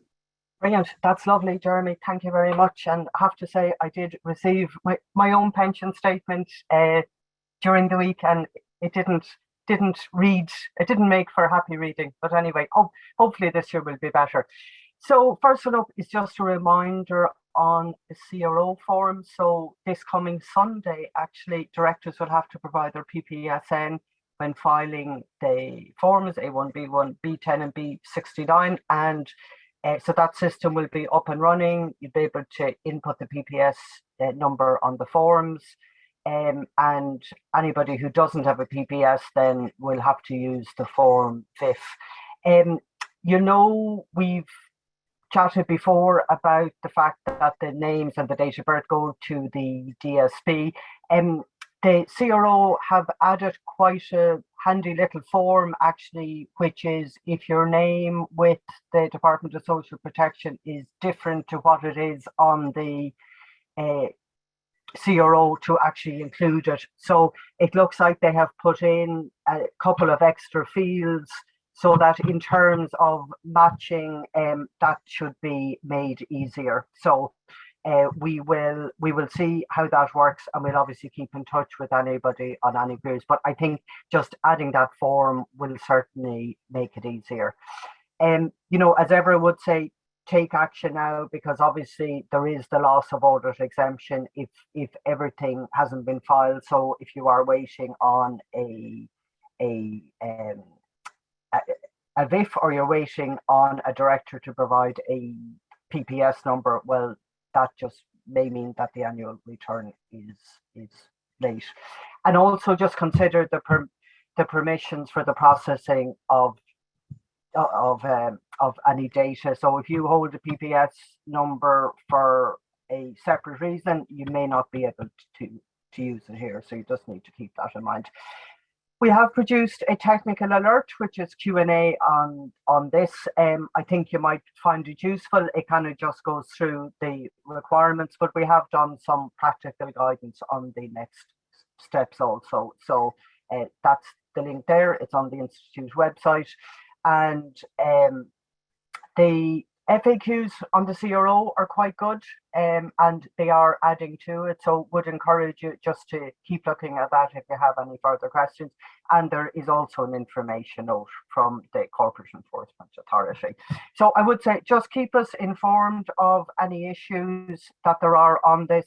You know, we do speak to the CRO an awful lot. So if there are issues that you're seeing, please let us know, and we will certainly liaise with them. So that's it on the CRO, I think. I was just then going to touch briefly on the UK. If you can just turn the slide, Conal, please. So we've had the publication of the Economic Crime and Corporate Transparency Bill in the UK. And this, you know, I think this will mean very big changes from, you know, limited partnership. Before, there are a lot of additional powers to seize and recover crypto assets, which are the proceeds of crime. They are really trying to strengthen the anti-money laundering powers. And in particular, I think for members, the significant changes to the processes of the Companies House will be huge. So I've just outlined some of them here. So there is the identity verification been introduced, and that will mean that a photo will be compared against the government website, and so I think that will be, you know, that's really enhancing the feature there. There's also powers for the registrar to check and remove information, and to cross-check it with other public and private sector bodies, something that hadn't been there previously. Financial statements will have to be filed in electronic format. So again, that will be a change, and this will obviously allow, for comparison, and it'll be much easier to locate documents. And smaller micro companies will have to file their full financial statement. So a P&L account will have to be filed for a small company, which it hadn't to be before, and the director's report had not to be filed for micro companies. Again, that will now need to be done. The UK government have produced quite a good fact sheet, actually. I have the link there. I think it would certainly be worth reviewing. And Maeve Hunt for Chartered Accountants has done a very good summary, which just outlines some of the company's house stuff in further detail. So you will see the link to that there. So I think that's it. We will certainly keep an eye on this, and we will. We're not sure. They haven't said when it will come into force yet. So we'll certainly keep an eye, and we will let you know on it. So next one then, I suppose, the one that we're working on at the moment, because it's due in today, is the Department of Enterprise, Trade and Employment consultation on proposals to enhance the Companies Act. So they really focused on 4 areas. I mean, we have been lobbying on quite a number of other areas, but they focus on corporate governance, company law enforcement and supervision, company law admin, and corporate insolvency. I think the ones most relevant here are virtual meetings. As you know, the Miscellaneous Provisions Act, the COVID Act, allowed this to happen, but that is due to run out at 31 December of this year. And we certainly have been encouraging them to put this onto a more permanent basis. So that is included in here. And I think just from chatting to members, and it went through quite a number of our committees, I think there is widespread acknowledgement that this would be good, obviously with certain provisions around it, that meetings are held effectively, etc., etc. I suppose the one that we have been lobbying very hard for the last 3 years is the late filing. So obviously loss of audit exemption is very punitive. So what they are recommending in this consultation is that there will be a 2-step process for late filings. So for the first one, it would result in a filing fee and no loss of audit exemption, but any further instance of late filing within the following 5 years would result in both late filing fees and entitlement to audit exemption. So, I mean, we probably would have liked just a late filing fee, but I think just having this will be really useful, and hopefully it will get, I mean, I think, obviously you want people to file on time, and most people do. I know in COVID, and this is where we really lobbied for it, when you had, people who were out with COVID, maybe a partner who was ill, couldn't sign off, or you had, particularly in remote areas where there was very poor broadband. So I think just having this for those instances where things happen that you cannot file will be really good. So we are very happy to see that. Apart from that, it's quite insolvency and corporate enforcement authority focused. We did get the CCABI Insolvency Committee to look at those questions. So yeah, we are going to submit that later today. So that's it on our representations, really. Just on the sustainability reporting, I would just say we're holding a series on sustainability, on EU sustainability reporting. 2 weeks ago, we held a webinar which was focused on the CSRD itself with Lisa Campbell from IASA. And yesterday we held one with Orla Carlin from Grant Thornton, and this was focused on the European Sustainability Reporting Standards. if you are interested, we can certainly send around the link. I think they are a good summary of what's happening in that space, particularly on the ESRSs, which run to about 300 pages. I think Orla gave a really good practical oversight as to what might be needed, and she went through some practical examples. She actually took a mid-sized firm as a kind of a case study on it, and she went through some of the issues that they might look at in terms of sustainability reporting. So I would encourage anybody who is interested to have a look at it. So that's really it from me, Jeremy. Thank you very much, and I'll certainly keep an eye on the Q&A.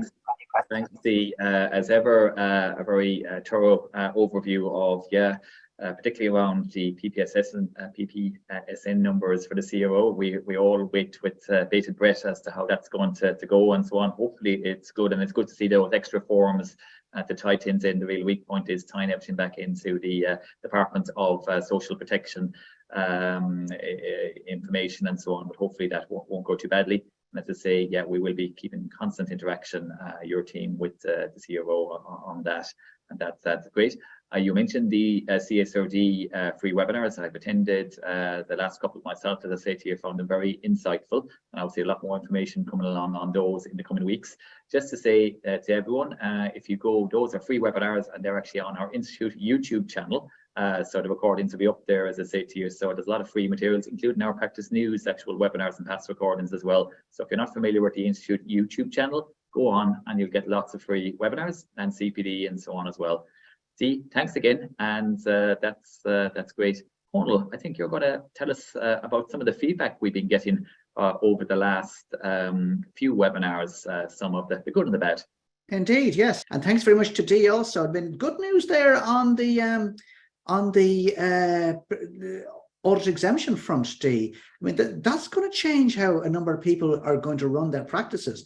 Up until now, people have been perhaps keeping their audit registration, and indeed keeping a few audit clients so that they can audit, because they don't know whether tomorrow they're going to have to face an audit for one of their clients. So if that brings things into people's control a bit better, that is that's very interesting.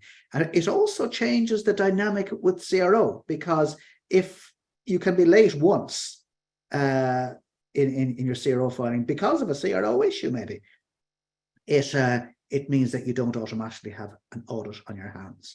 So changes there. That's going to be interesting. We can't hear you, Nat. You're muted, or I don't think you're muted, but we can't hear you. But I assume you're agreeing with me. Yes, sorry, I am.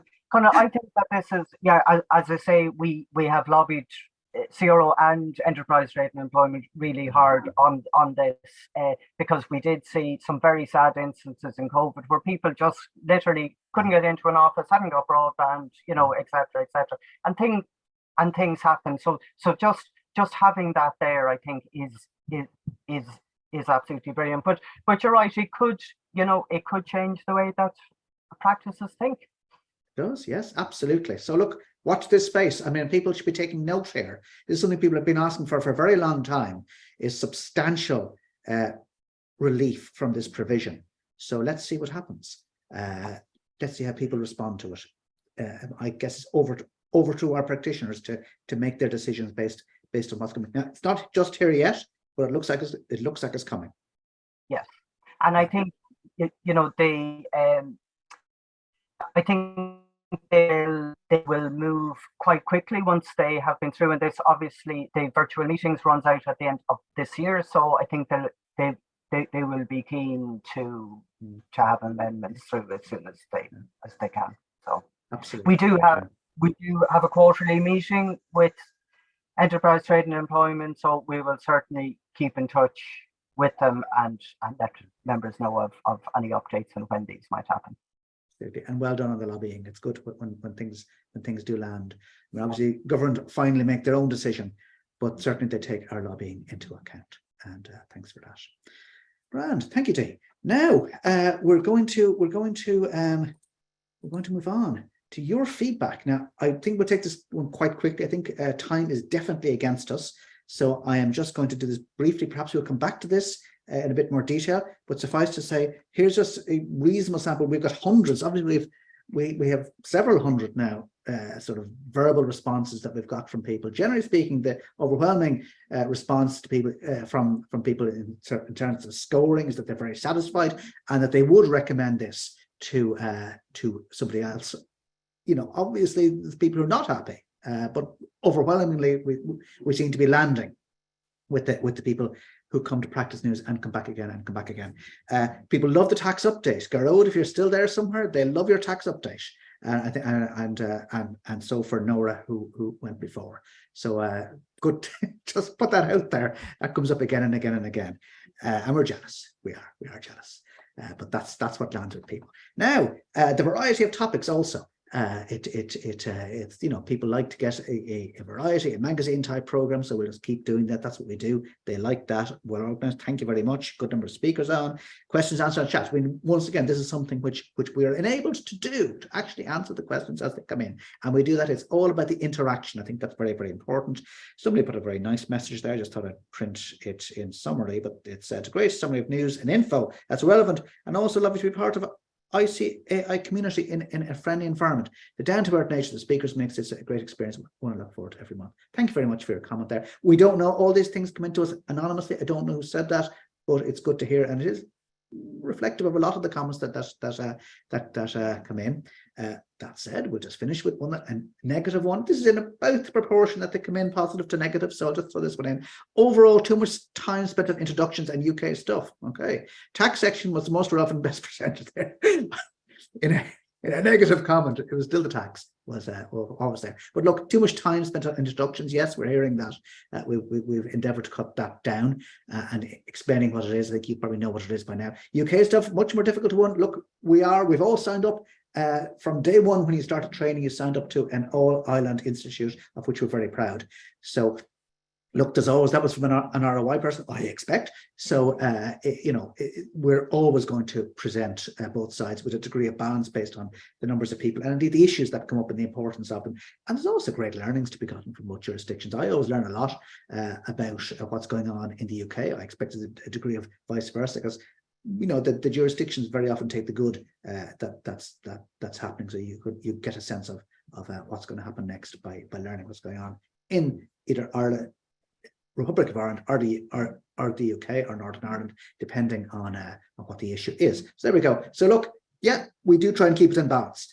So that would be my comment there. So there you go. That is a brief summary. As I say, we send out a survey each time. We do read them carefully, and we do take on board and tweak and change as best we can how we deal with this, how we deal with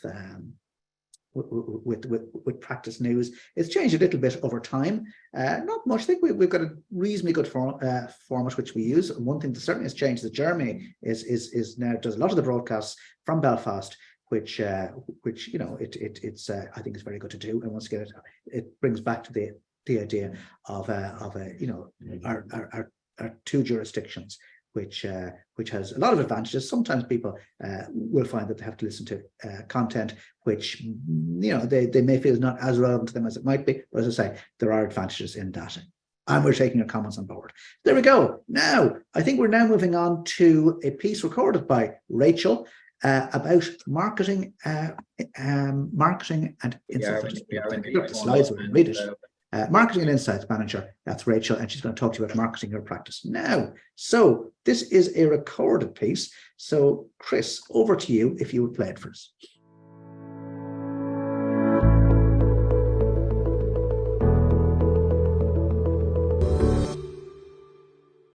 Hello everyone, thanks for having me. Today I plan to share some insights with you on two recent campaigns. Our brand campaign and a campaign called Experience More, which showcases what membership has to offer. And finally, I'll share some top-level insights into understanding the next generation of chartered accountants to support student attraction. I suppose before I get started, I best introduce myself. My name is Rachel Paddison. My role is Marketing and Insights Manager with the Institute, and me and my team look after student recruitment marketing, professional development marketing, research insights, brand and social media. So let's get started on the brand campaign. Our 2023 brand campaign focused on the theme of confidence with the tagline, "Make sure your accountant is a chartered accountant." The aim of the campaign was to support our members with their chartered accountant designation in the market and reinforce the brand with employers and the wider business community. Our key audiences were members, students, small business owners, and the broader business audience across the island, many of whom currently either employ or retain the services of a qualified chartered accountant, or indeed an accountant. The creative execution was designed to support this broad targeting and to speak to all audiences. The activity ran from Monday the 27th of February to Sunday the 12th of March. For the 2-week period, content appeared across the island on billboards, in radio spots, print media and digital ads, including website takeovers and national newspapers and social media.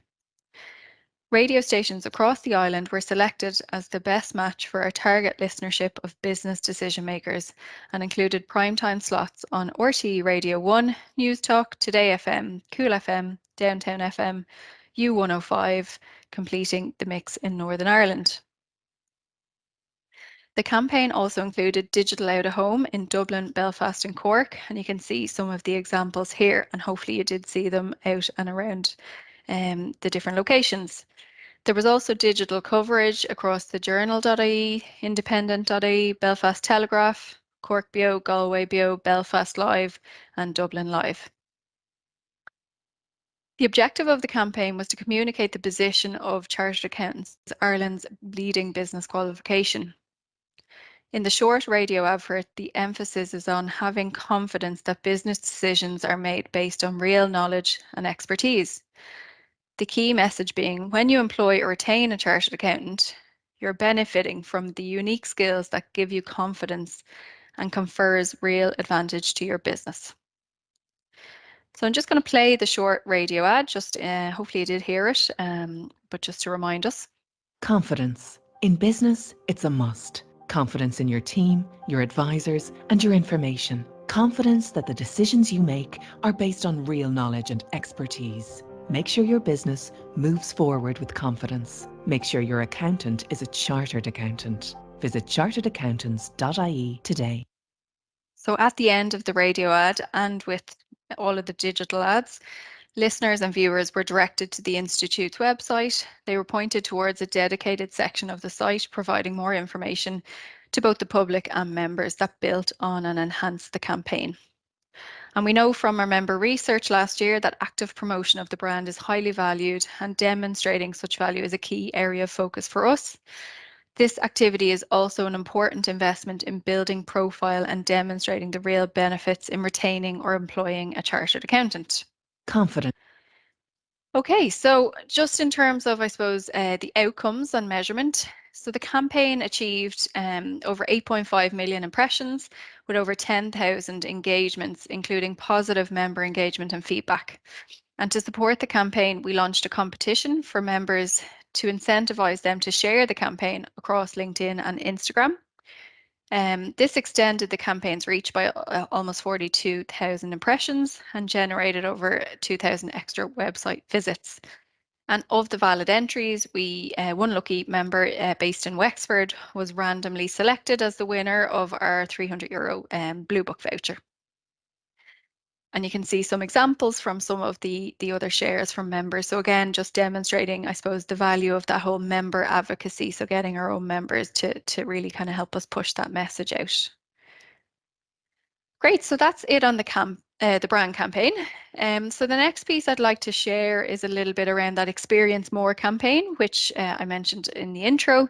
So this campaign really aims to demonstrate the value of membership. And I suppose to do this, what we started with was we launched a revamped members hub to coincide with the member renewal cycle in November. And we featured content from real members like yourselves, hopefully all on the webinar, speaking about how they've made the most of their membership.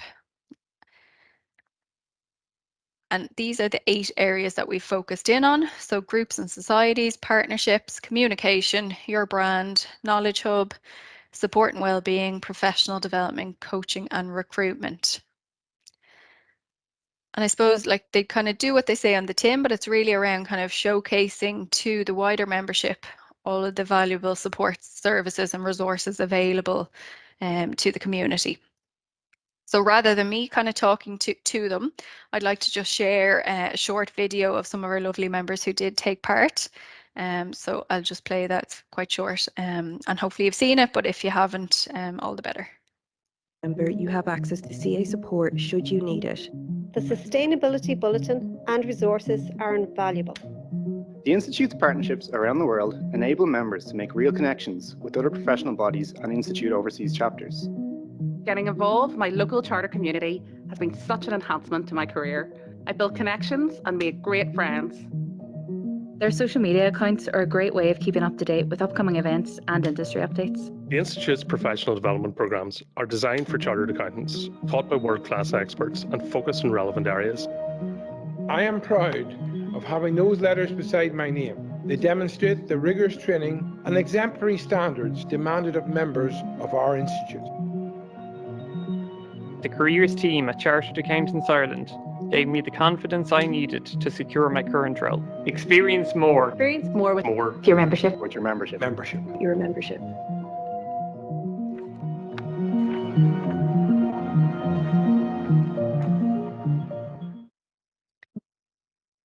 Remember, you have access to CA support should. Sorry about that. So hopefully you've seen it, and if not, hopefully it'll encourage you to go and check out the Members Hub. So we did have great feedback and strong engagement with the content, so the videos in particular across social media, and we did see an increase in traffic to the Members Hub, and also with members engaging during the period we were running the campaign. I'd like to just point out some practical resources that are available in the hub. So under the brand section in particular, there are resources for you in relation to using Institute branding, making the most of your LinkedIn profile.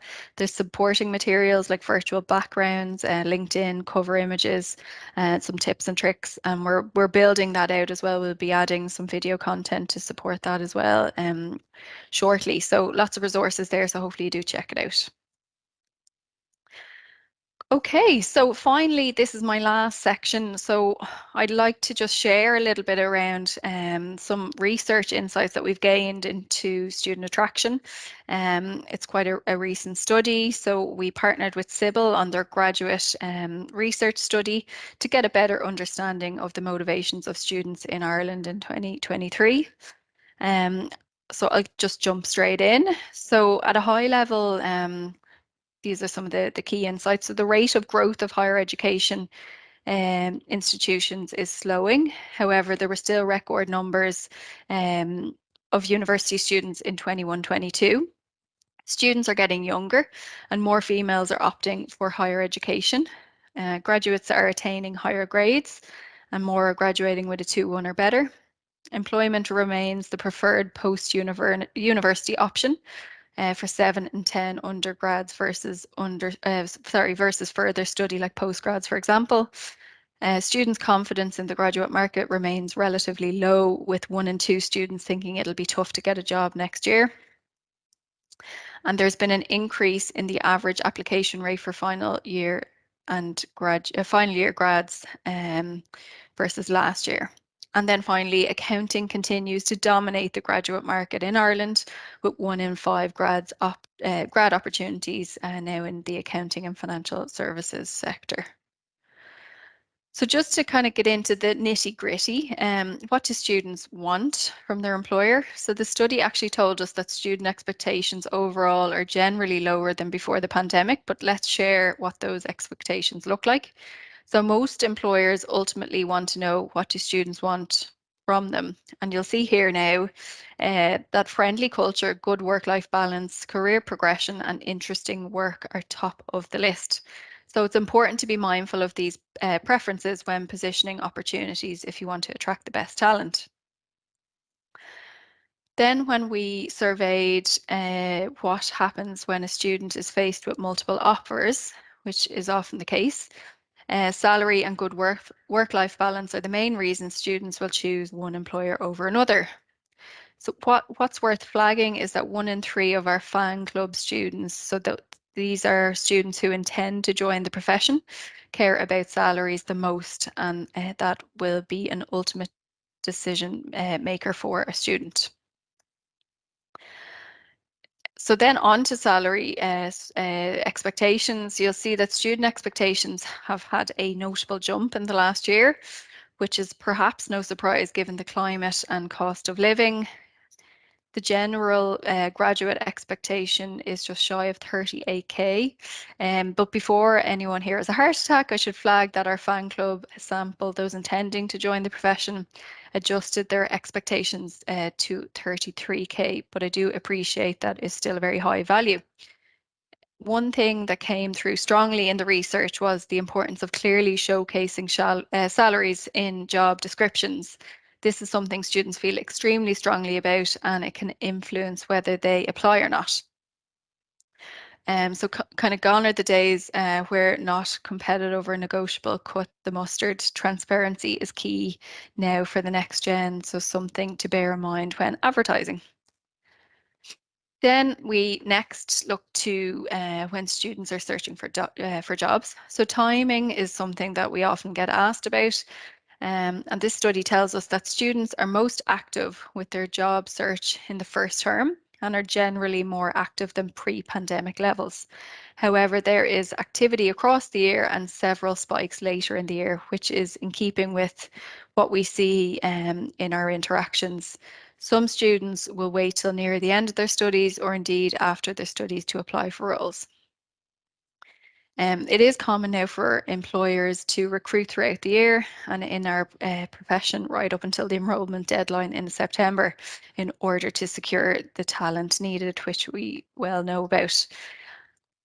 So next then, in terms of how to best interact with students, so the majority of students do prefer to engage in person. When looking at the reasoning, the attention holding piece is of note for in-person fans, but unsurprisingly, the convenience factor is what attracts students to prefer the virtual option. We did also garner from the report that very engaged students don't mind how they interact, but those that are less engaged want the in-person experience to connect, so it's worth bearing in mind.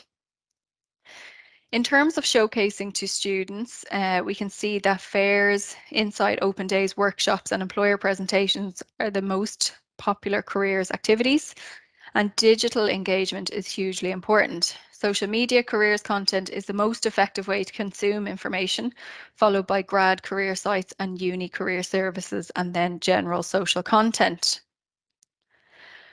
So clearly social media is playing a huge role in our engagement with the next gen. LinkedIn and Instagram are key channels. In terms of what content is expected, they want real life insights into the organization and the work. They want to fully understand the specifics about the job.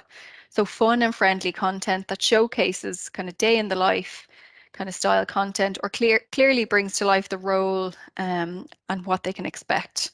They value videos that with authentic, candid content. Something to bear in mind in your recruitment marketing.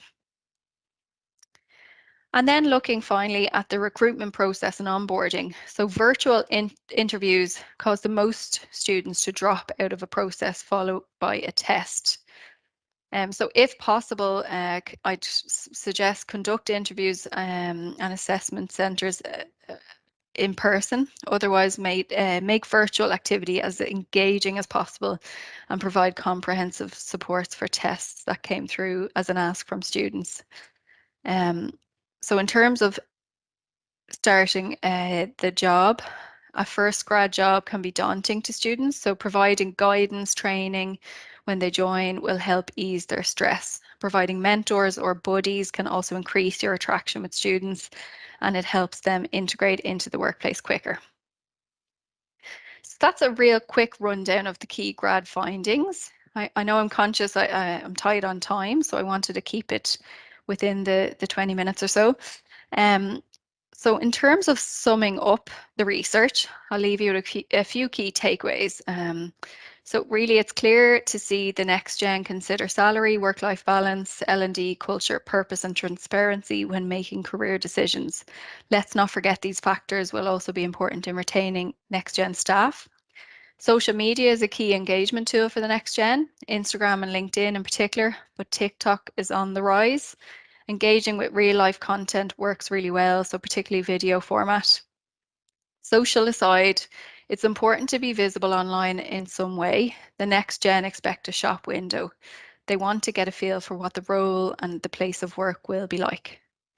Sometimes we forget the value of using existing staff as key advocates and ambassadors for an organisation. There's such power in human storytelling and in creating meaningful connections. The value of their influence and referrals and recommendations shouldn't be overlooked. In terms of the wider profession, students' perception is impacted by all in the ecosystem. So employers across the board are a huge influence. So as an institute, we want to work with our partners to help us attract and engage the brightest and the best of the next gen. A few key resources to support student recruitment are also noted on screen. The addresses are hopefully easily remembered. There is lots of content on both the student and employer hubs to support recruitment activities and educate around the various training options. In addition to the hubs, you'll also start to see a new marketing campaign in the coming months. We all have a role to play here in helping to dispel the myths that it's a boring traditional profession just about number crunching, when we know it's much more than that. So just a flag, we have free student recruitment supports from our relationship management team. So Sinead Fox-Hamilton, who I think a lot will be familiar with, and Robert Crosby, support across all sectors, practice, public, third sector and industry. And their details will be in the slide pack should you wish to reach out. So that's it from me today. Thanks again for your attention, and I hope you enjoy the rest of the webinar. Conal, I'm sure you will agree that's a very informative session there from Rachel, particularly showing, I suppose, the efforts that we as an institute make around the brand, but also those insights into how practices can, I suppose, improve in a very tough recruitment market, particularly those insights into students, what they're looking for. Even ties back to some of the stuff myself and Seán were talking about earlier with relation to his practice and how he appeals to new trainees and so on as well. If you want to get links to some of the materials there, look, the brand campaign, Members Hub is an area that we as an institute have put a lot of effort into in the last year or so. I would say to anybody is if you have a coffee sometime, just take 20 minutes, take a browse around. You're going to find some very useful information there to you, for you. Only if you can click through again. There's some other links, I think, there. Rachel talked about just simple things like the institute logos and materials that you can have for your websites that I'm going to talk about in a minute. Just to promote that you're a chartered accountants firm and Chartered Accountants Ireland firm. There are the contact details as well for Rachel, for Sinead, and for Robert as well, the relationship management team. If you have any questions around marketing and particularly around student recruitment as we're coming into that summer period, you can contact Sinead or Rob or Rachel as well, of course. So, Conal, that is that one. We also promised some marketing tips, just purely for practices outside of the brand and outside of the recruitment. And I'm just going to, for 2 minutes, have a very quick chat with you about some of the areas that I find practices time and again fall down on. The first one is your website. And I do see, as I say to you, a lot of practices. Most practices, thankfully now compared to a few years ago, have a website of some form or other. Sometimes they don't. But as Rachel said earlier, it's your shop front to your actual, to your users. But the websites I often see are a list of services that the practice offers. The mundane things like the audit, the accounts, the standard we see in so many. But nobody has put thought into developing the website as to who are the users. And of course, the potential client are the users. But they're looking for details on what your services are, but they might want to know a little bit more about who you are and who your team are. And that's what we mentioned there with Seán, listing all your team there and so on as well. But for the prospective staff member, most websites I see from small practices, they just don't have sufficient detail. So again, here, that is the key thing. I'm seeing somebody here is unfortunately not able to hear me. I think most people are hopefully able to hear me, as I say again. But the key thing here that you actually need to have here is that your website needs to focus on your clients, what they're looking for, particularly your staff members, and to give a real insight into this is the practice that potentially they could work for and that they're going to submit applications to you. That's very, very important. And again, just tell them about yourself, a little bit about your own life, who you are and so on, and your firm and your people. Again, updating your website regularly. There's nothing worse than going into a website and finding out that there is budget materials in 2015 there. And again, with relation to use the Institute brand, we have links there from Rachel's slides and earlier with relation to the brand, the logos, and you can put those on your website. You're paying for that after all. The next thing, Conal, is with relation to social media. We talked about it briefly, how Seán at the very start found that he collected his initial clients through using LinkedIn. It's something I know he uses predominantly right through to the present day. And Rachel touched upon it as well there, where for potential students, LinkedIn is one of the key actual social media accounts. I use it quite an amount myself, and I think the key thing with LinkedIn, and it was really shown, and also other social media, particularly LinkedIn though, is it allows you during the COVID period in particular to build relationships when that wasn't possible in person, but to share information when things like tax and the different support schemes was changing so often. A lot of the leading practices would have done that and used their social media accounts as opposed to emails or opposed to phone calls, and it got out key things on a timely basis, key information on a timely basis to a wide audience. So that's very, very important. Again, I would say about social media, LinkedIn is great for actually contacting and dealing with fellow professionals and professional clients. Some other firms would use social media such as Twitter and different things. But again, as I say to you, just really look, Facebook can be good, but maybe for more businesses that could actually be older established, or that could actually be in things like hospitality and maybe less professional areas and so on as well. So do definitely cater your social media and the accounts you use to your client base, and do keep it up to date with frequent content. And one thing I often see where a lot of practices can get an advantage is not alone promoting themselves, but if your actual clients have a new product or have an event they want to promote, why don't you promote it on your social media? You get some brownie points and getting their good books for that. Conal, that's as much as I'm going to say on marketing your practice there. Have we any questions coming in on that? Look, social media and your website, the one thing I will say is that, you know, anybody who's ever done a public speaking course, the first thing they say is, most important thing is think about your audience. That's, forget about the speech, forget about yourself. It's the audience is the important thing. Well, the same goes for your website. You know, think about the user. How will a user approach that website? What do they want? And the two key users that you're pitching at are potential clients, and even more so, perhaps even more so now these days, potential staff. How would a potential staff member use your website? I think that's very often where websites are underused, or they're not fit for purpose. If I was a prospective staff member, be it a prospective student or a qualified member, I want to come at that website. I want to be seeing things like, this is how we can make your career better. This is how you will interact with us. This is who we are. This is what it's like to work with us. All those sorts of things need to be done in a story format, in a real life format. So look, just watch out for that. I think, Jeremy, those are the points that you were making for anybody who mightn't just be able to hear everything there. Look, that's what it's all about. And in social media, I think that a catchphrase there perhaps is your personal brand. Okay, so what is your personal brand on social media? Be constantly building that. In other words, how do you come across on social media? Do you have a presence? How would somebody coming at your persona in social media see that, respond to that, think of that? So you're constantly thinking about that, building that personal brand in social media. That's what it's all about these days. Right, Jeremy? We'll move on to the UK tax update. Listen, guys, this is actually a very quick update on the UK tax update and just some work that our UK tax lead, Leontia Doran, is doing. Leontia, unfortunately, is unable to join us today and to put together a recording on this area. So I'm just going to give you some links to the different news items and tax news items. It's been a very busy period for Leontia with relation to interactions with HMRC and with the UK government. There's been quite an amount of actual consultations that have come out in recent weeks. And Leontia is actually looking for your actual feedback on these.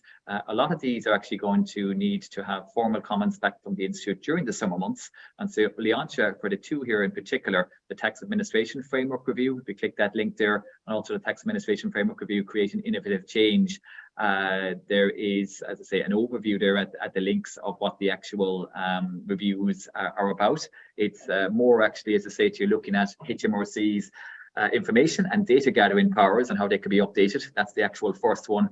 And also the second actual link there, and the second actual consultation relates to how HMRC pilots some of its actual changes that come up. So that's very interesting, particularly with making tax digital and the ongoing deliberations that are going there with relation to making tax digital.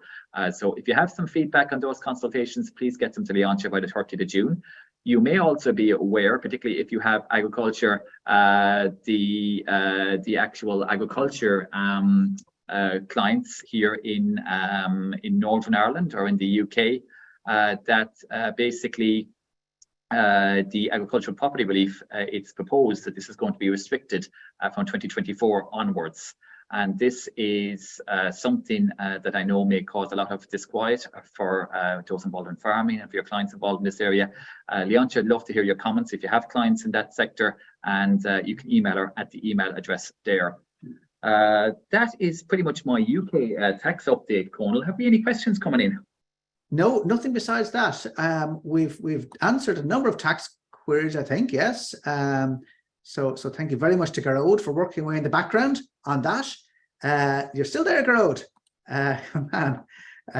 Anything else that you need to add at the very end, Garrod? No, look, thanks for the comments and the feedback. We'll keep coming back with tax stuff. That's good to hear. But yeah, as always, look, just to mention, pre-budget submission will be coming out, so keep an eye for that in the coming weeks. And as always, if you have any queries or concerns, do email tax@charteredaccountants.ie.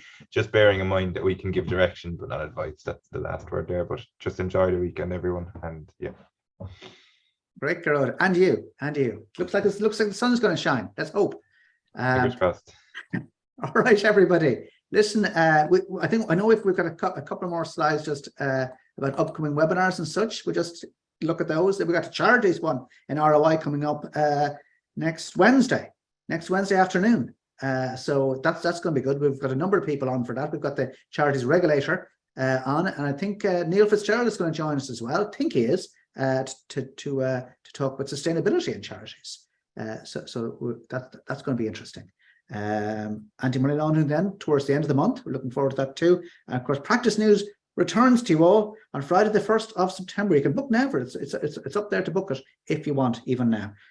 So it's all there. Jeremy, and of course we've got a CPT calendar and a practice webinar page also. I would encourage people to look in there. I mean, obviously the Institute CPD program is so much broader than what we're putting here. We're just concentrating on what we're doing ourselves in the practice consulting team. But as I say, there's obviously a huge program going on there, which we would encourage people to look at and look around and see what's right for you. Jeremy, that's it, I think. Thank you very, very much for putting it all together. Very interesting conversations to have there throughout with Seán, with Damien, Garrod, of course, contributions. Dee, thank you very much also, if you're still there. I'm not sure if you've signed off at this stage, Dee, but thank you very, very much. And like I say, please do to our audience, thank you, and for your contributions, comments. It's all extremely interesting to hear. It really brings it to life to have people commenting and asking questions in the background, and we deal with them as much as comprehensively as we can. So that's it. The recording is going to be sent out to you. You'll also, what I would do if I got this recording is I would delve into Rachel's recording. There's a lot of detail in that, a lot going on. So I'd just take that one slide by slide and just understand that if I had any interest at all in recruiting students or young people, there's a lot there about what they want, what you need to be if you want to be relevant to them. So there we go. Jeremy, any more comments before we before we wrap up? I'd just like to thank everyone for joining us here today, in particular Seán for coming in and joining me here in Belfast at our Lennon Hall offices. Yeah, you're right. It's been a wide and very varied session here, and definitely I know a lot of people do go back and check out the recording and so on as well. And yeah, we have a couple more webinars there. Looking forward to that charities one with Thomas Van Hollen from the Charities Regulator. We have a lot of bookings on that already. And you're right, Neil Fitzgerald will be more than likely joining us as well to talk about charities and ESG matters and so on as well. Very, very important. And yeah, after the summer, we'll have our next practice news. First day back at school, 1st of September. Absolutely. Well, we look forward to that. Like I say, and I would add my thanks to Chris and the CPD team for everything they've done to bring it all together for us. So we'll sign off there. Hopefully we haven't missed anybody. If we have, apologies. And we'll be talking to you again soon, I'm sure, because I'm sure we'll be seeing a lot of you next Wednesday. And indeed, at the anti-money laundering towards the end of the month. Take care and have a good weekend. Cheers now. Thanks, guys.